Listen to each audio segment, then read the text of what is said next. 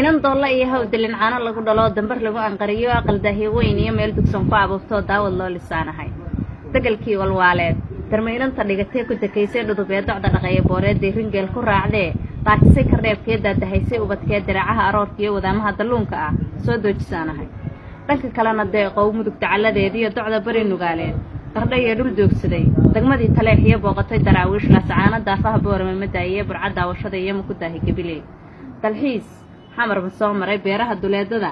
bilicdii ma doogsaday Jubbaland dabaashaad marka aan diyaarhay wala saqama daartaa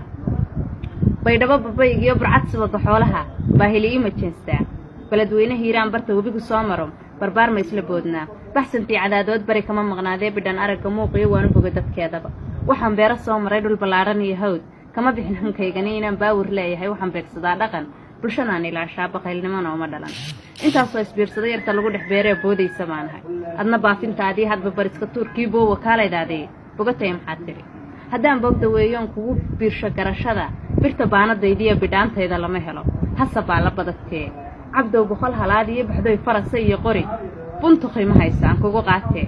ruun bannaan ma dayanaa birayaasha caanaha barqabo ma dhiganaa bidhaan aragga dhollaha marba baalmayla rogi mise beenta badatay iska bari dhexmeeya waan iska tagaa